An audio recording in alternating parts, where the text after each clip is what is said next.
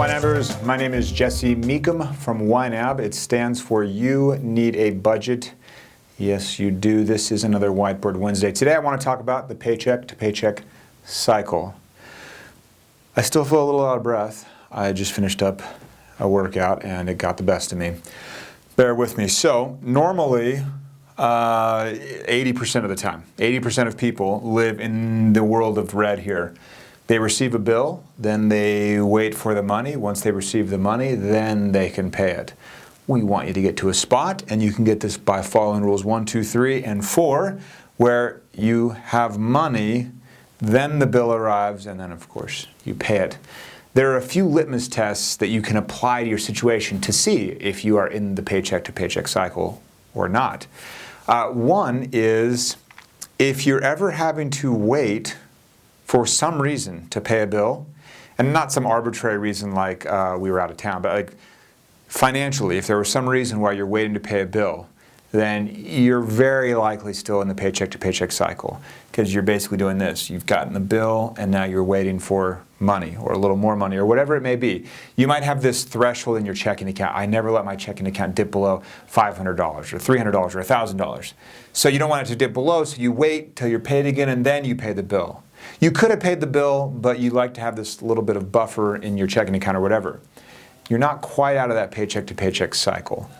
If, however, you have a pile of money just waiting for bills to arrive instead of a pile of bills waiting for money to arrive, you've very likely broken the paycheck to paycheck cycle. Now, another test, maybe like test 2 here. If you feel like, oh no, I don't wait to pay anything, I always pay it right away, good. If you are using a credit card, I want you to be aware of one more thing that could potentially get you. There's a situation where we call it the credit card flow, where you tell me, hey Jesse, I spend on my credit card for the points or whatever, right? You say, I spent on my credit card in January, and then when I'm paid, I can pay off the whole balance. So you'd say, I'm using my credit card very responsibly. And you're not carrying a balance, that's great. But if you are spending on your credit card in January and earning the money in January to pay that card, and then you're paid at the end of January, and then use those funds to pay that card, you basically didn't have the money, didn't have the money, didn't have the money, didn't have the money, and now you have the money. And that looks a lot like this. Credit card bill, always building, building, building, building. Can't pay it, can't pay it, can't pay it, can't pay it.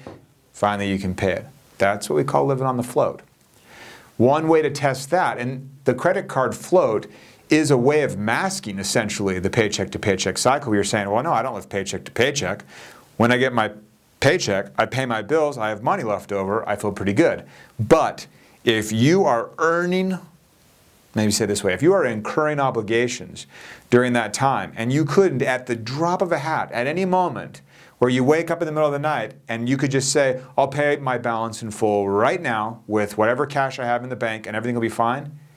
If you can't pay your balance at any moment in full, you are still living on the float. Maybe not completely, but to a degree.